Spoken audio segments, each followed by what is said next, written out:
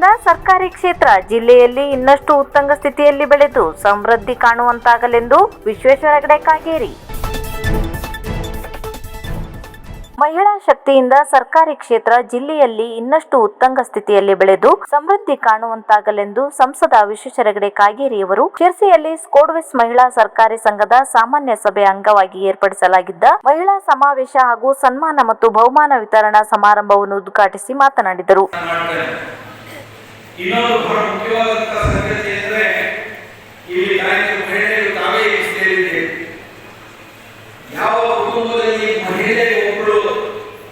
ಸುಶಿಕ್ಷಿತರಾಗ್ತಾರೆ, ಆರ್ಥಿಕವಾಗಿ ಸದೃಢರಾಗ್ತಾರೆ, ಆ ಕುಟುಂಬ ಮತ್ತು ಆ ಸಮಾಜ ಬಂಧುಗಳ ಎಲ್ಲವೂ ಒಳ್ಳೆಯದಾಗುತ್ತೆ ಅನ್ನೋದನ್ನು ನಾವು ಕಂಡಿದ್ದೇವೆ.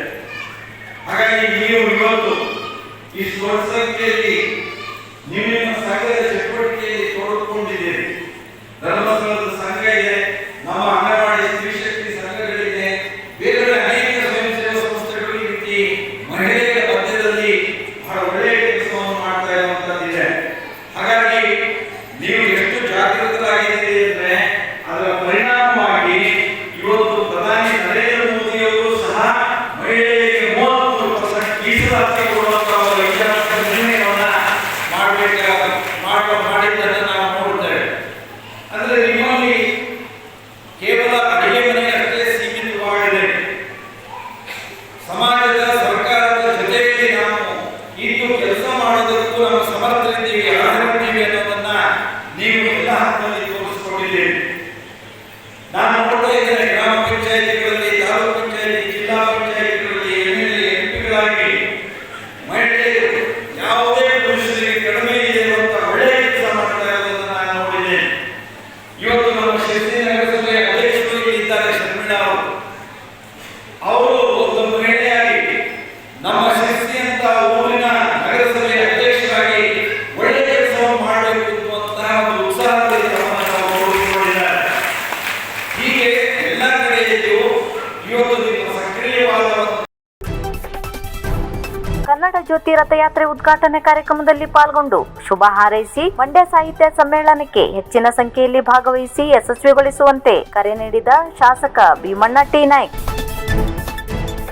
ಶಾಸಕರಾದ ಭೀಮಣ್ಣ ನಾಯ್ಕ್ ಇವರು ಸಿದ್ದಾಪುರ ತಾಲೂಕಿನ ಭುವನಗಿರಿಯ ಭುವನೇಶ್ವರಿ ದೇವಾಲಯದ ಆವರಣದಲ್ಲಿ ಕನ್ನಡ ಸಾಹಿತ್ಯ ಪರಿಷತ್ತಿನ ವತಿಯಿಂದ ಡಿಸೆಂಬರ್ನಲ್ಲಿ ಮಂಡ್ಯದಲ್ಲಿ ನಡೆಯಲಿರುವ ಅಖಿಲ ಭಾರತ ಕನ್ನಡ ಸಾಹಿತ್ಯ ಸಮ್ಮೇಳನದ ಅಂಗವಾಗಿ ಆಯೋಜಿಸಿದ ಕನ್ನಡ ಜ್ಯೋತಿ ರಥಯಾತ್ರೆ ಉದ್ಘಾಟನೆ ಕಾರ್ಯಕ್ರಮದಲ್ಲಿ ಪಾಲ್ಗೊಂಡು ಶುಭ ಹಾರೈಸಿ ಮಂಡ್ಯ ಸಾಹಿತ್ಯ ಸಮ್ಮೇಳನಕ್ಕೆ ಹೆಚ್ಚಿನ ಸಂಖ್ಯೆಯಲ್ಲಿ ಭಾಗವಹಿಸಿ ಯಶಸ್ವಿಗೊಳಿಸುವಂತೆ ಕರೆ ನೀಡಿದರು. ಈ ಸಂದರ್ಭದಲ್ಲಿ ಜಿಲ್ಲಾ ಉಸ್ತುವಾರಿ ಸಚಿವರಾದ ಮಂಕಾಳ್ ವೈದ್ಯ, ಕನ್ನಡ ಸಾಹಿತ್ಯ ಪರಿಷತ್ತಿನ ರಾಜ್ಯಾಧ್ಯಕ್ಷ ಮಹೇಶ್ ಜೋಶಿ, ಜಿಲ್ಲಾಧಿಕಾರಿ ಕೆ ಲಕ್ಷ್ಮೀಪ್ರಿಯಾ, ಜಿಲ್ಲಾ ಕಸಾಪ ಅಧ್ಯಕ್ಷ ಬಿಎನ್ ವಾಸರೆ, ಉಪವಿಭಾಗ ಅಧಿಕಾರಿ ಕಾವ್ಯರಾಣಿ ಕೆವಿ ಮತ್ತಿತರರು ಉಪಸ್ಥಿತರಿದ್ದರು.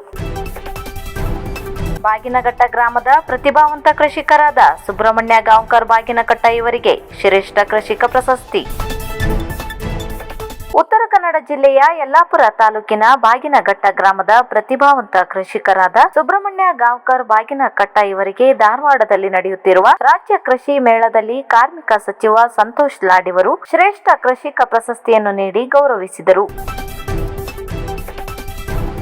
ಮುಂಡಗೋಡದಲ್ಲಿ ನಡೆದ ಜಿಲ್ಲಾ ಮಟ್ಟದ ಕ್ರೀಡಾಕೂಟದಲ್ಲಿ ಶಿರಸಿ ತಾಲೂಕನ್ನು ಪ್ರತಿನಿಧಿಸಿದ ಸರ್ಕಾರಿ ಹಿರಿಯ ಪ್ರಾಥಮಿಕ ಶಾಲೆಯ ಹೊಸಕೊಪ್ಪದ ವಿದ್ಯಾರ್ಥಿ ಭರತ್ ಅಶೋಕ್ ಚೆನ್ನಯ್ಯ.